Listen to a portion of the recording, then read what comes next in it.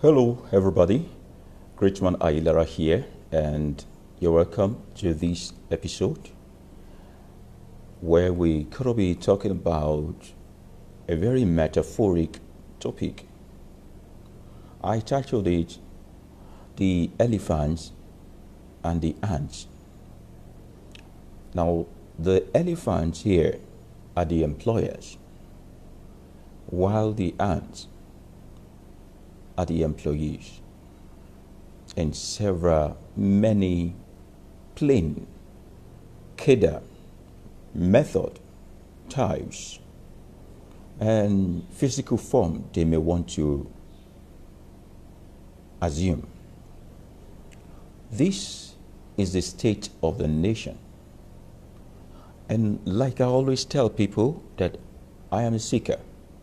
I'm just seeking to know more and also to give more. Now, our children will come in the years to come. And I am afraid the kind of legacy, the kind of governance, the kind of nation, the kind of atmosphere, the kind of morals we want to pass across to them. I'm afraid that they might not have a very awesome memory of us.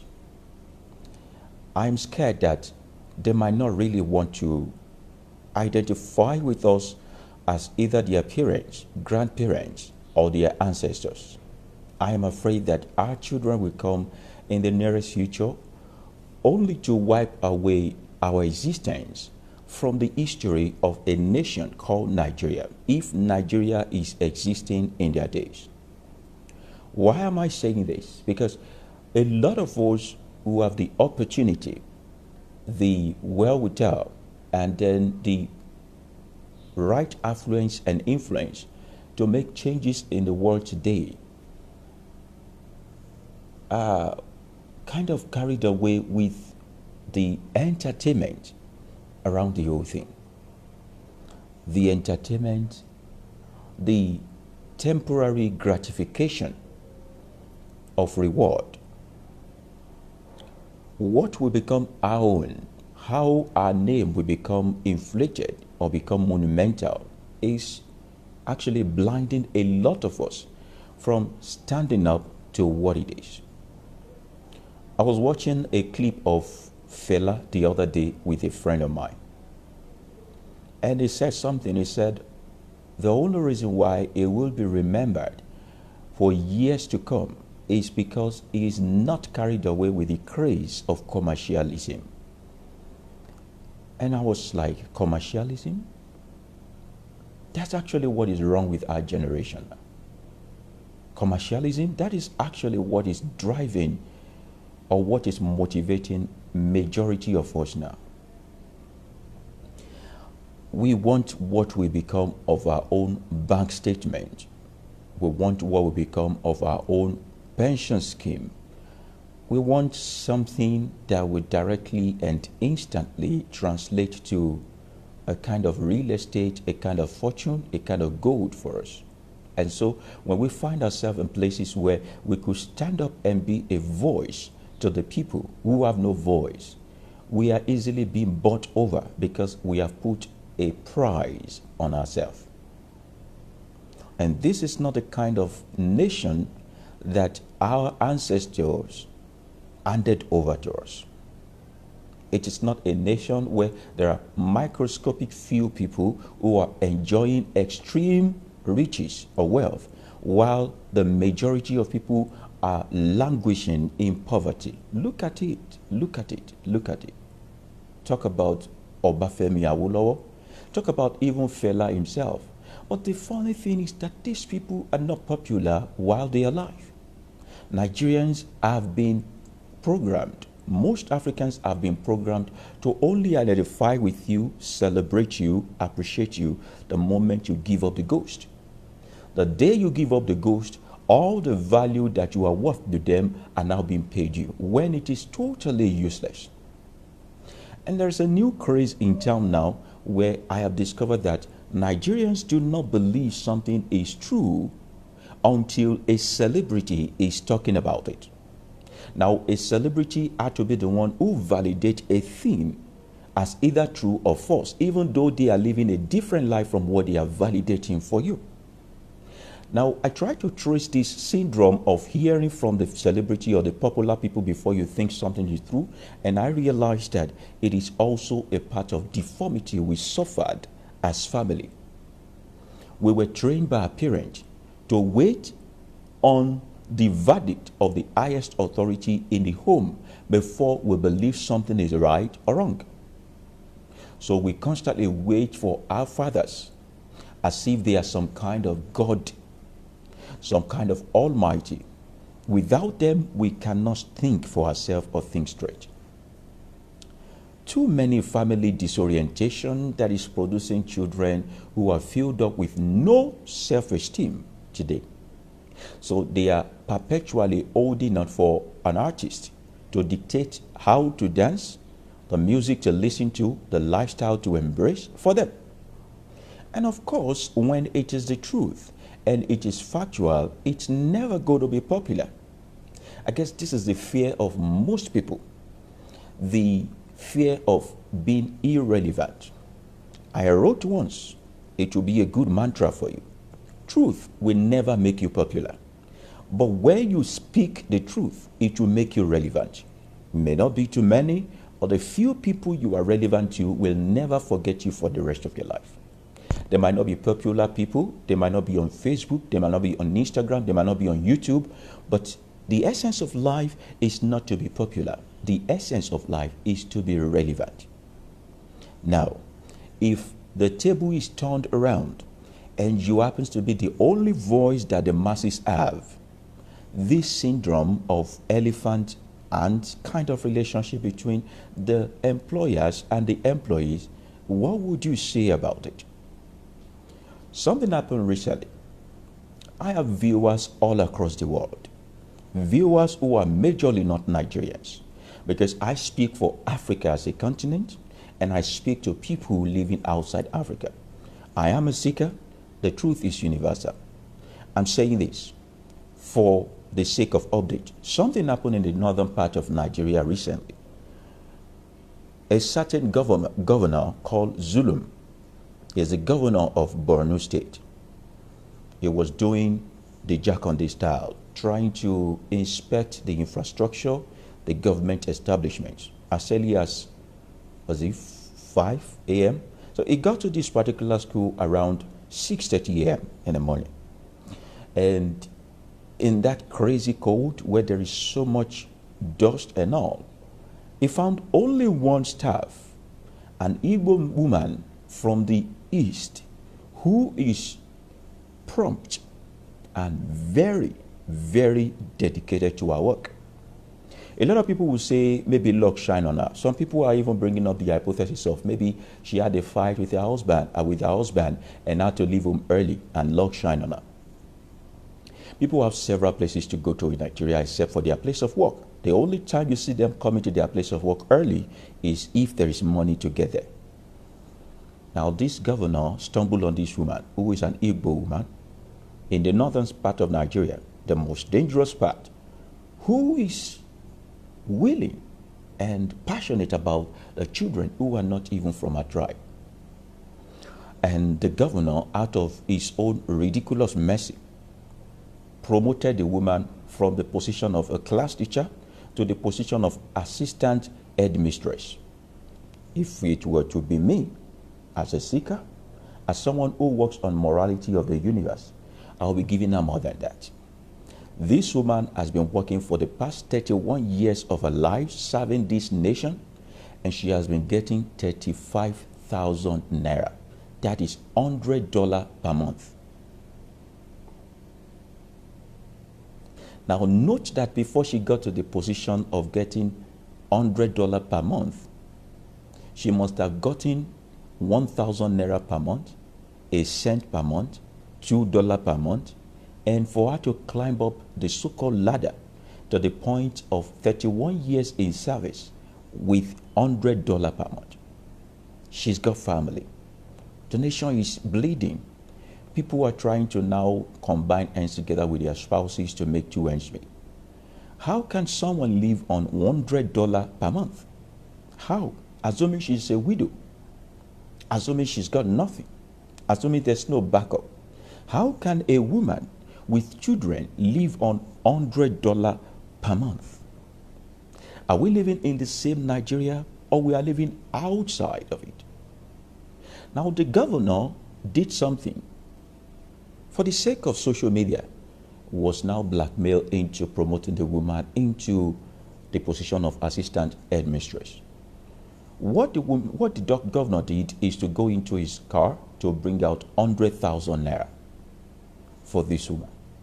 Now I try to now look at, okay, how much could $100,000 be?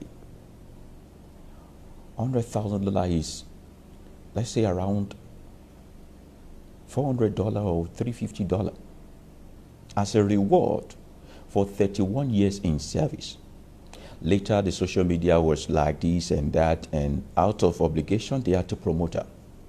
Now, how many women and men have been so disenfranchised?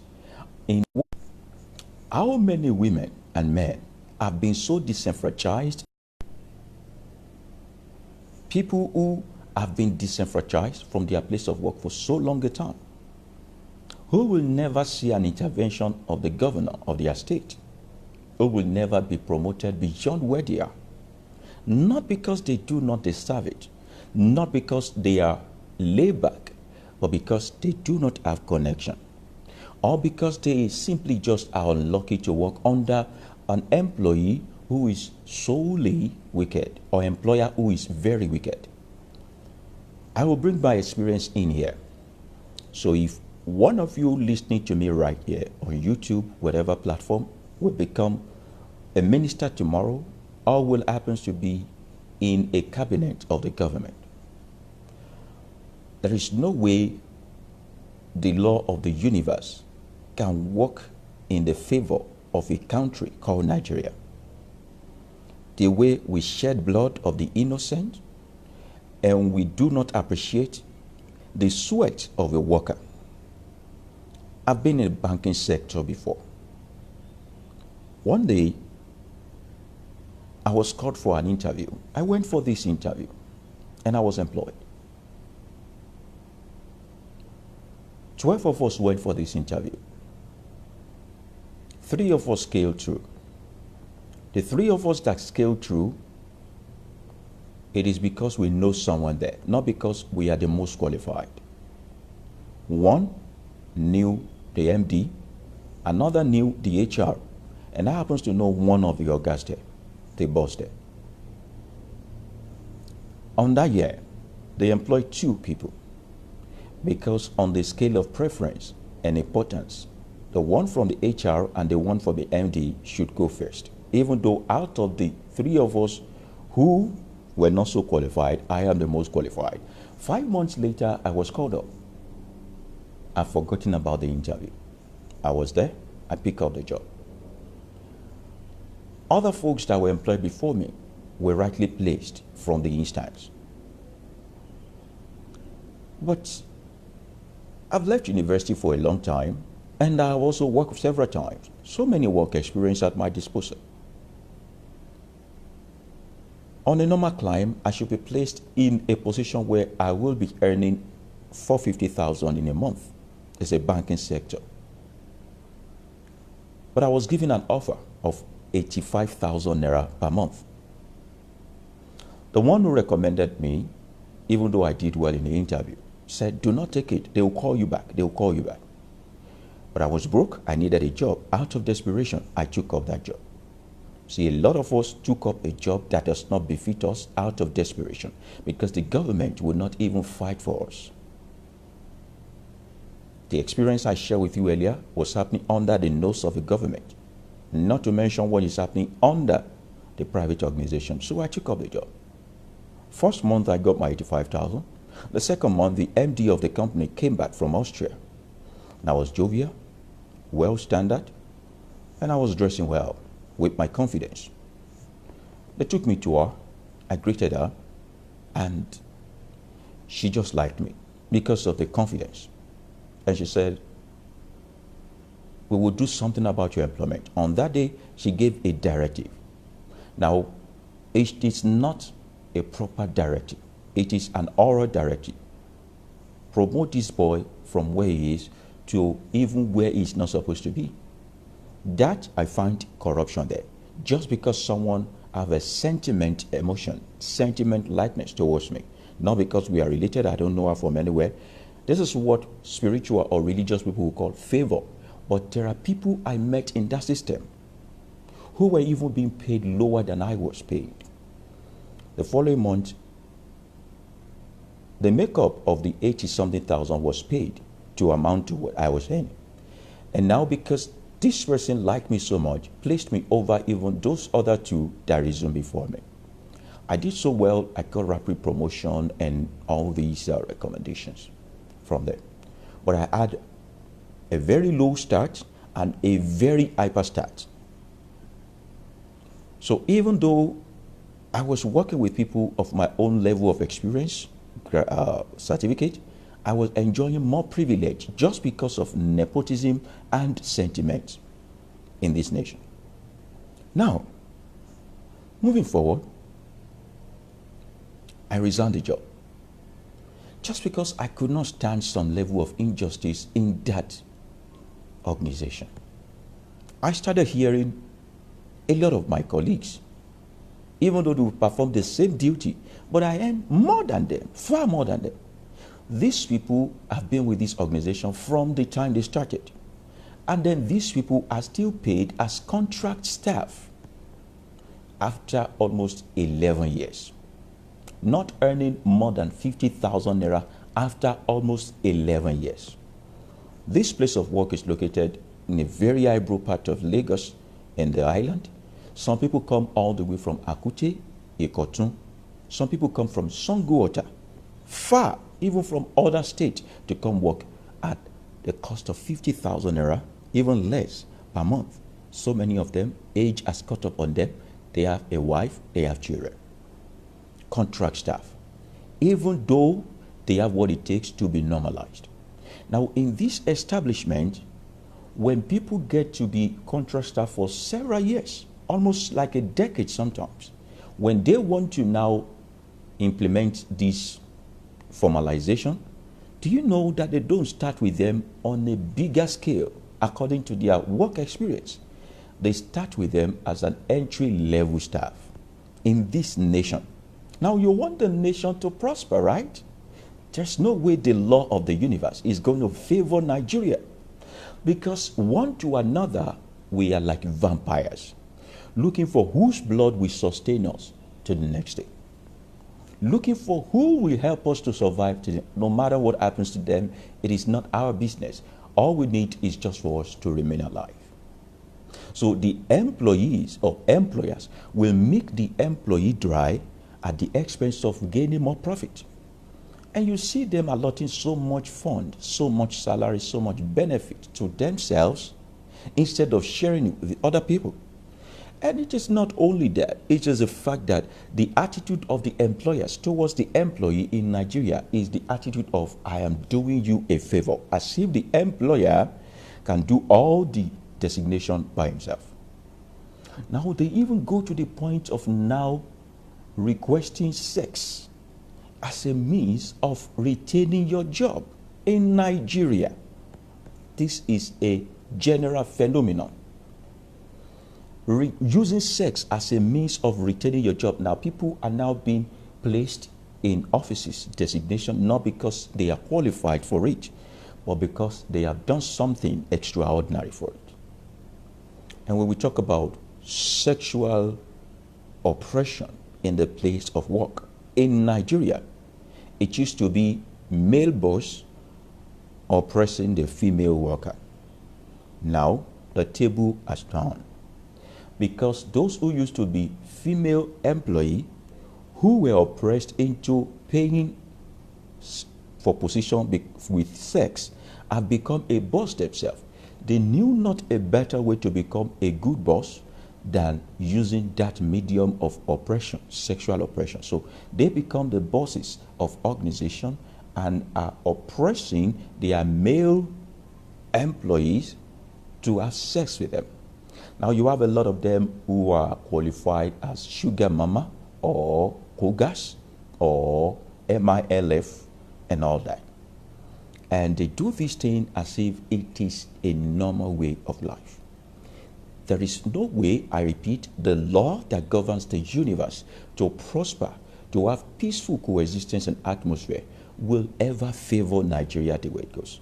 Now, when a male boss requires sex to retain the job for a female employee, what that man is doing is not only to the stain of the organization, what he's doing is also to the strain of the relationship of that innocent and young girls. Now, imagine that the fiancé or the husband of this woman is your son or yourself. And if you are a female boss also oppressing or asking for sex from your male employee, you are breaking homes. Now, this particular arrangement between the bosses and their staff have existed so long in Nigeria that it has now become things that our younger generation are looking forward to. It used to be a thing of a taboo, of insincerity to the sworn oath for a lecturer to approach a female student before. Now even a female student now approach these lecturers, offering them sex upfront because they are become mentally lazy, or they have been brainwashed to think that without sex you cannot pass. Now it is on the higher side for the male lecturers, but do you know that female lecturers are also asking for sex from male students before they can give them grades? Men are more abused than women in our society, but because we live in a society where people tell you you are a man, don't talk about this and all that, we take it in and bottle it up and take it out on innocent women that are in our lives. Now, this arrangement has become so much of a norm in our society that whoever tries to now talk against this is being seen as the evildoer. It is so gargantuan that to be a choir mistress in churches now, you need to sleep with the music director or the minister in charge of music or the pastor of the church. For you to be the Olori Alasalatu, the one who sings more in the mosque, somehow you need to have a carnal relationship with your imam. This is a case of elephant and ants, such that those who are really qualified for most of these positions think that God hates them. They think that their family members are against them. They think solely that the theology of village people must be working contrary to their lives. Why? Because human beings like you and I decided to break the code of law of our coexistence.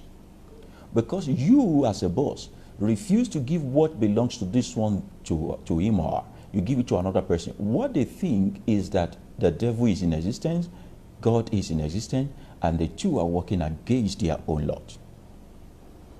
All of these experiences have nothing to do with either God or the devil. It is just some people trying to use the little power allocated to them wrongly. Now, going back to the issue of appreciating the workers. Sometimes we go to hospitals and we see nurses, doctors, who are very hostile, even though they are in hospitality business. Hospital establishment should be a place where people feel relaxed. In fact, your doctor, your nurses should be someone you love the most and trust the most. But go to Nigerian medical facilities.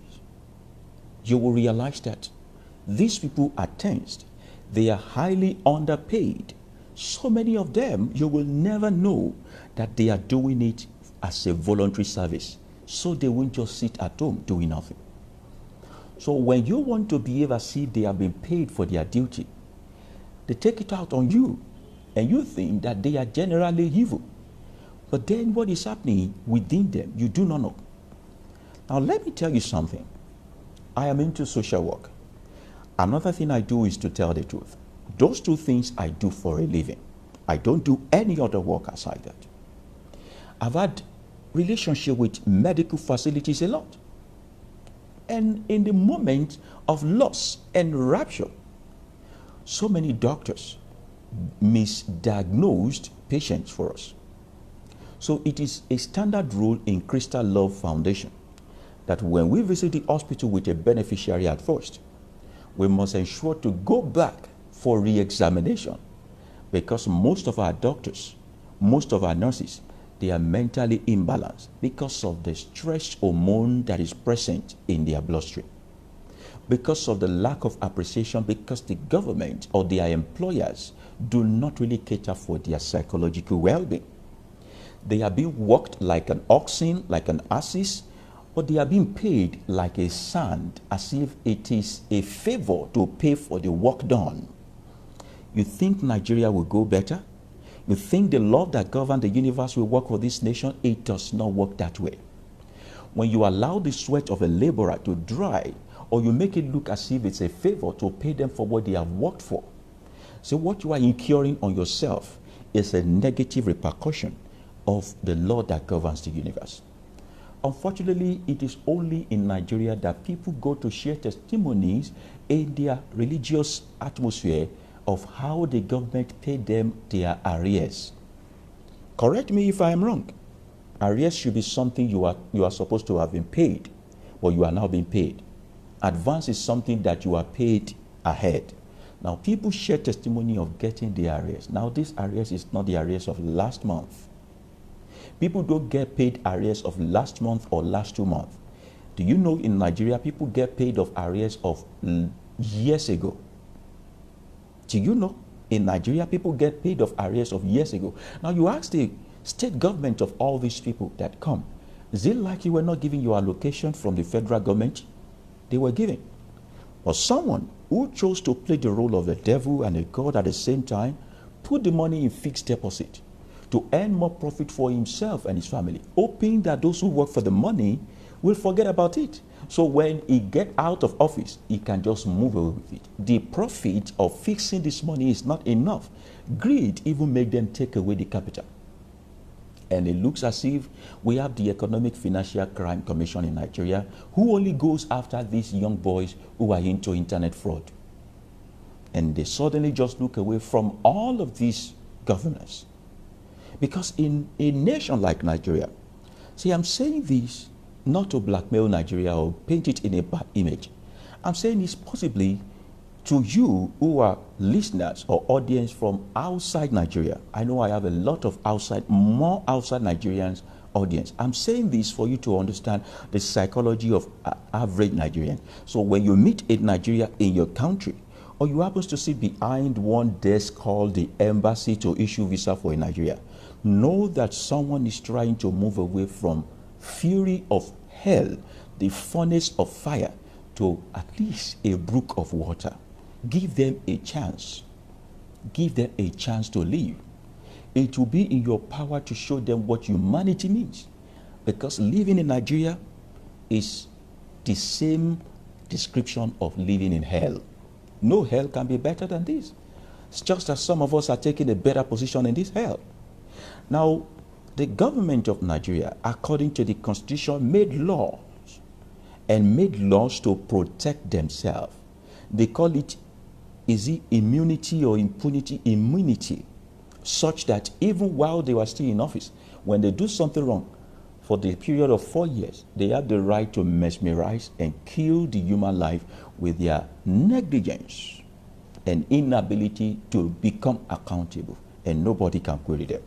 Now tell me exactly how a nation is meant to exist with humanitarian mentality in focus, with that kind of law, where people can do and undo for good 4 years. When you starve a man for just 40 days, he dies. You are starving people for 4 years. 4 good years.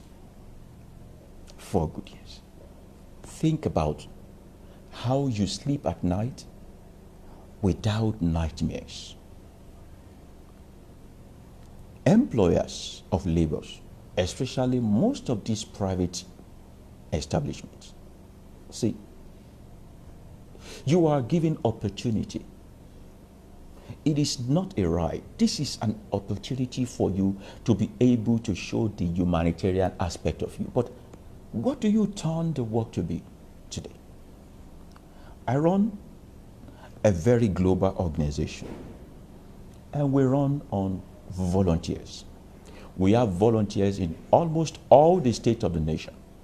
We have volunteers in South Africa. We have volunteers in some part of Africa who are poverty-ridden.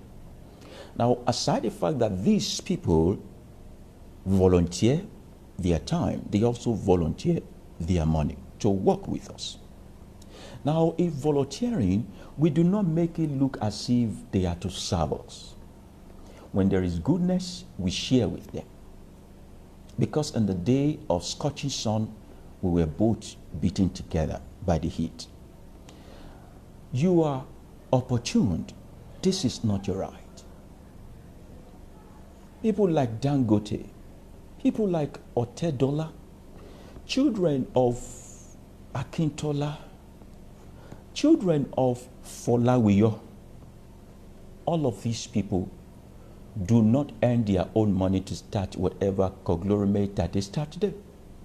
Children of MKO, it is solely the taxpayers' money that took them to where they are right now.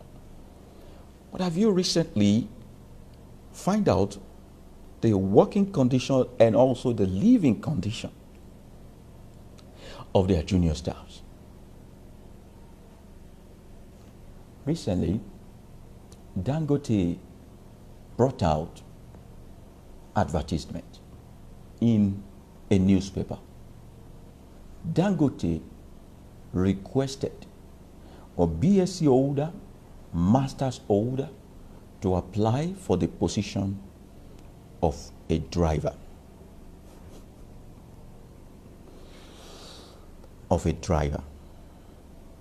Not just driver, a truck driver. How do I bring such newspaper to a child who is still in SS2 right now and say that education in Nigeria truly pays, when that child have the opportunity to either join one court or drop out of school to go and learn driving and apply for this work? Have you ever tried to think about this? So when you see this man, you request for selfie. Your musicians, they sing their praises. Either hip-hop musician, Fuji musician, whatever it is. Even in your place of work, you hold special prayer for these men. These are your taskmasters. These men I mentioned, not Tinubu, not Buhari. These men are the one controlling the finance of this nation. These men are your kingmakers. People like Jimovia, whom you give your money to save, but will constantly borrow or lend your money out to governorship aspirant. So whoever wins, pay back the rebate. Your 500 naira, your 200 naira that you leave in the bank, all those excessive VAT, excessive tax, excessive 65 naira year, 50 naira ATM charge year that they take from you is what they give to these men to run for election so that they can further loot the treasury and bring the money back to them. And when you look at every rich person in this country, none of them have their own money. All of them are running on public fund, at least for a start. So also are your pastors and your imam. So the pastor's shoe had to be shining because he really even touched the dust. But the one who goes out to bring the souls that pay money, because souls is translated to money to them. The one who goes out who is the evangelist, when you look at their shoe, you know that devil wears Prada. The relationship between elephant and the ants. It is the same in all Kedah, in all plain, in this country. Country where we derive pleasure in milking dry the workers and giving their money to them as if it is a favor. We require them to leave home 4 a.m. in the morning. Some of them do not even know about the new construction happening in their neighborhood. Because of traffic, they have to leave home so early, they have to come home so late. While you, who is the head of the organization, you're actually just lounging. You come to work twice in a week and you ask them, when I was starting this company, what was your own father doing? When I began this company, what was your father doing? Their father gave you the money you used to start that company. So you can say you are an entrepreneur. You can say you have made it so bad. You can say you are a self-made billionaire. There's no way you can be rich in this world without government, without bank loan. And there's no way you can say to me that your idea is running on bank loan and you will think that those people you are abusing their fathers, those people you now drive by, are not the one who put the money in the bank in the first place to be able to give you the opportunity to borrow the money to make money. So today, we have organizations who do not have corporate social responsibility as one thing that is a policy, and it is against the law of the country. But who will probe them? Who will tell these people, what is your CSR for this community where you are found? Go to Ogoni, go to Niger Delta, where the major chunk of the oil is being extracted. Those villages are in ruins. The elephant came and the ants suffer. The elephant has forgotten that when the ant is out of the ecological system, no one will survive. The elephant suddenly grew so big to the point of thinking that if an ant can find its way into its stomach and live there, they will build a molehill there and it will not be able to survive the next day. Unfortunately, in this climate, a lot of us, you and I, we are comfortable living as the ants. So much so that when we are given the opportunity of an antelope, from an ant to an antelope, we are given the opportunity of an antelope just to be able to be the voice of the voiceless.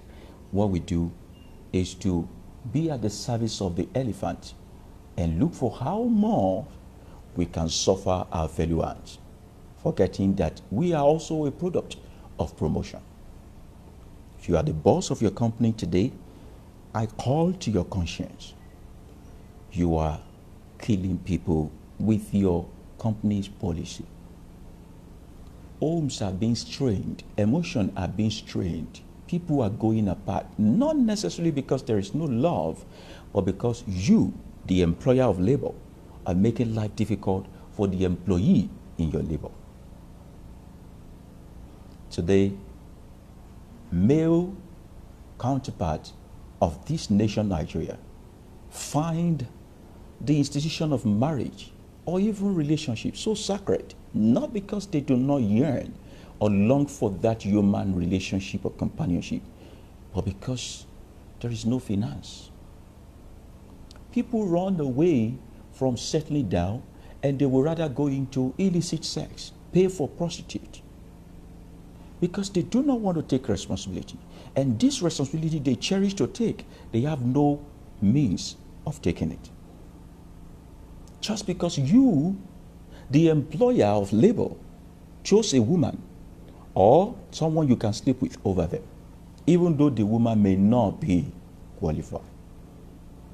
Just because you, as an employer of labor, choose a man over a woman that qualifies. So we mess up the old order of things and nothing is working in our nation. A husband who started off as a romantic, emotionally present person comes home now with aggression. Because you took the advantage of, because you are their employer, spoke to him rudely, harshly. And not because you pay for every insult you put on him when it is the time to pay him. You even act as if it is a favor you are doing him. And the old boy is actually looking for where to pour his aggression. Automatically, the family suffers. Divorce rate is on the hike now, not because people really want to go apart, but because there is no means of sustaining their relationship. And if you want to solve a person's problem, put a roof over their head, put a food on their table, put clothes in their body. They don't necessarily need to be a real estate owner to be happy. But those things are within your reach. They are within your grip as an employer of labor. But you have been made God over them. How would you administer mercy? How would you show mercy unto others while you are asking for one God in heaven to show mercy to you? If only you think for a moment that each and every one of you are God, and whatever it is you do to your fellow human being is what this higher self of yours will do to you, maybe you will be a better. But in this climb where we think that we can do and undo, we will not be paid back as we have given. Just because we can drink some undue water, call Allah subhanahu wa ta'ala, or plead the blood of Jesus, we create a worse earth while we are looking for heaven. The reason why a lot of you are so in a quick longing to go to heaven is because you have made ridicule of the power to live in peaceful coexistence on this earth. Those who think they have an option make mess of what they have attained. People who think that they have the option to go somewhere else, they will make mess of what they have attained. So only those people who believe they are going to heaven make mockery of the power of this planet. So heavenly conscious and earthly useless. So heavenly pious and earthly chaos. So heavenly minded. And this earth, we make it look like hell. This country, we make it look like hell.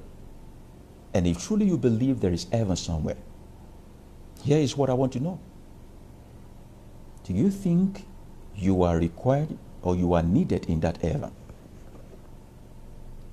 Because whenever I ask, how is heaven like?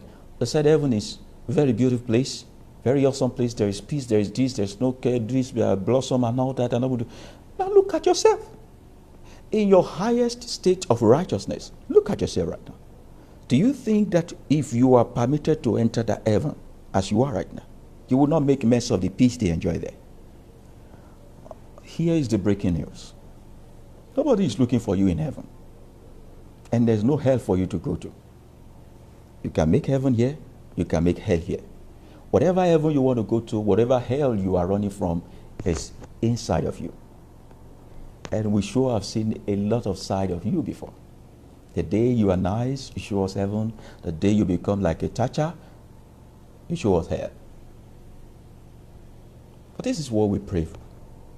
Please, we need more of your heaven. You are an employer of labor. Create heaven in your place of work. If there's something wrong with the finance, come out plain. Let your people know. Make them become a stakeholder. Some days you don't need these people in your place of work. But because of your greed, you just want them to come. But you don't know that when you tell them that, okay, you guys can come to work twice in a week, you are saving yourself the cost of running the organization, and you are also creating healthy staff for yourself who are very, very in love with what you do. They buy into your vision. And for giving them the chance to also explore other options, they will never leave you. But they will never also put the strain of their survival on you. Take them out, share the profit with them. Make them understand that they are with you as you are, not with you to serve you. Say, the law of the universe is currently working against every breath, every nook and cranny of Nigeria, no matter where you go to.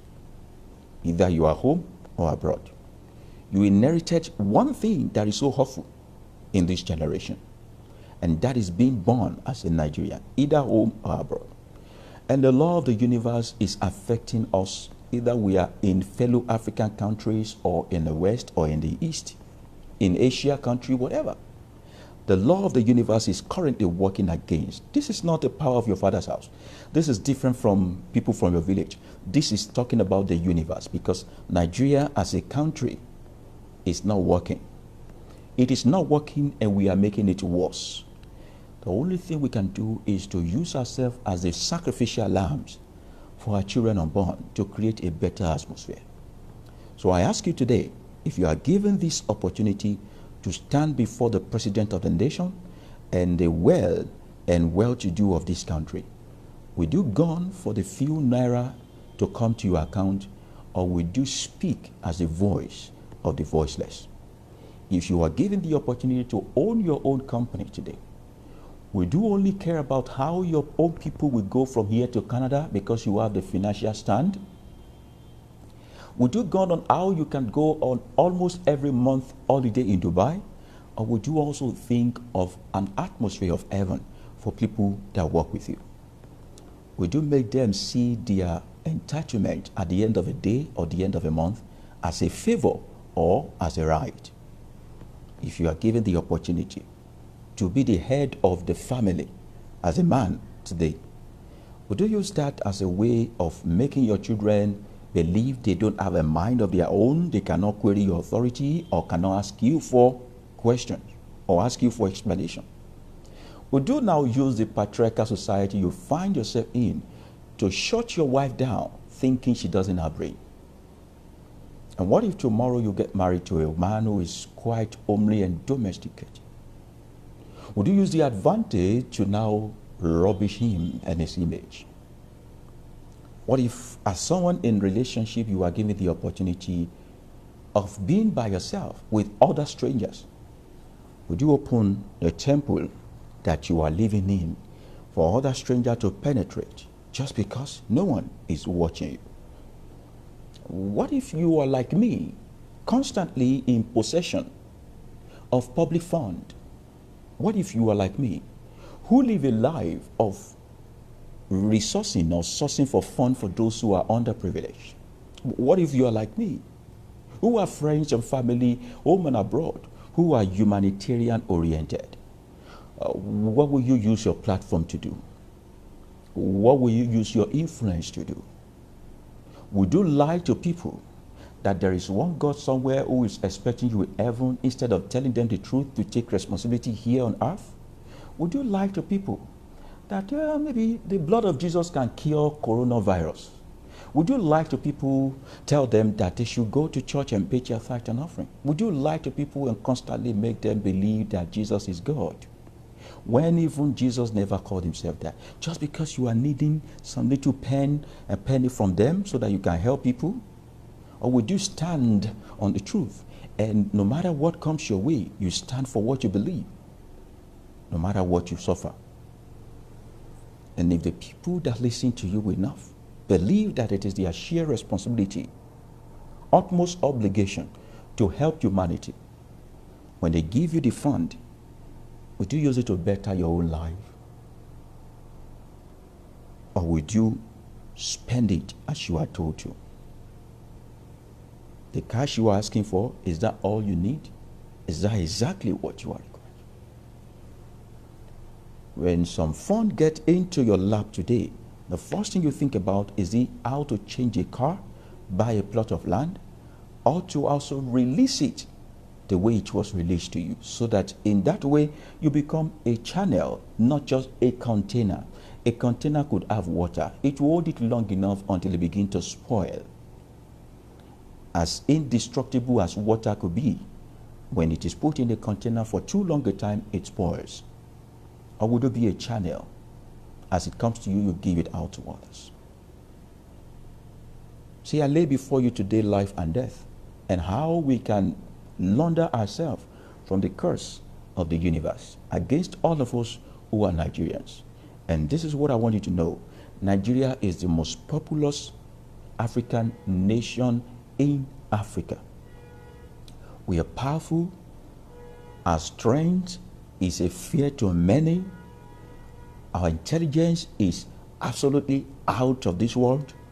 We are so hardworking, and we were born with that mentality of making ways out of no way. If Nigeria can get it right, all other African nations will get it right. And if everything I've said today is happening in your country, South Africa, Mozambique, wherever it is that you are watching me from, don't just send this video to your fellow men. do a video, speak their language, address them, and talk to them. The highest they can pay you back is the reward of death. And as you are alive right now, you die every second. When you inhale, you live. When you exhale, you die. Every single second of your life, you live and die. So what is the essence of running from death? Because what will kill you is within you. What will stop you is right with you. Why are you not making yourself comfortable? The moment you conquer the fear of death, everything becomes possible. Namaste.